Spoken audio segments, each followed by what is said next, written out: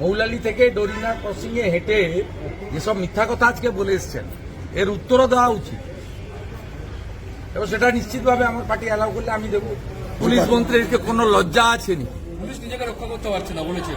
Police মন্ত্রী কোনো লজ্জা আছেনি?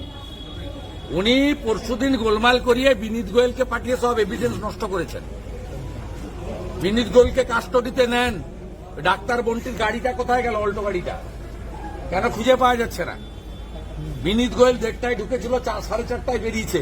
এতক্ষণ ওখানে কি করছিল? তার গতিবিধি না হোক। বলছি প্রধান বিচারপতি বলেছে আরজিকর বন্ধ করে দেওয়া উচিত। যা বলেছেন সব জানি। আমি পিটিশনার, আমার লয়ার সকালবেলায় ফোন পেয়েছেন, তারা আমার লয়ার হাইকোর্টে উপস্থিত থাকেন, আমার লয়ার উপস্থিত ছিলেন, সৌম্য মজুমদার উপস্থিত ছিলেন, বিল্লদল ভট্টাচার্য ভার্চুয়ালি ছিলেন।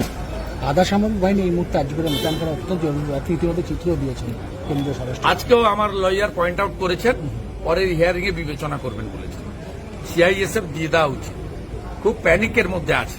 যেভাবে হোস্টেলের কার্নিস বেয়ে ওঠা হয়েছে, মহিলারা, বিশেষ করে মহিলা ডাক্তার ছাত্রীরা, তারা খুব প্যানিকড অবস্থায় আছে।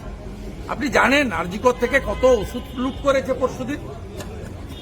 এরা কারা?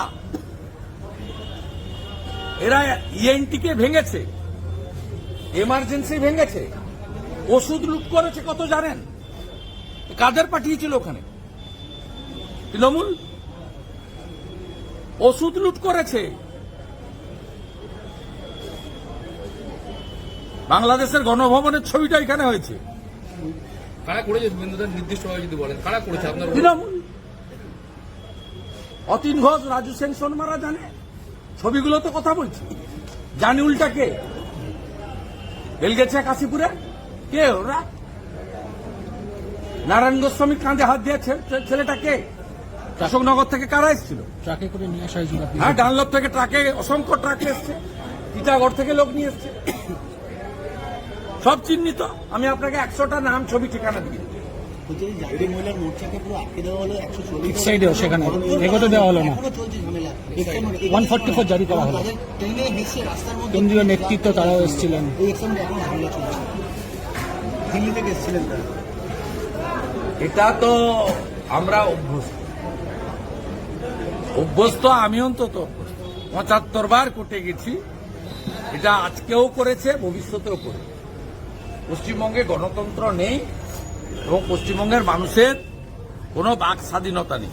এর সলিউশন একটাই, হাজার হাজার লোককে নিয়ে রাস্তায় নামতে হবে, যাতে পুলিশ ছুটে পালায়।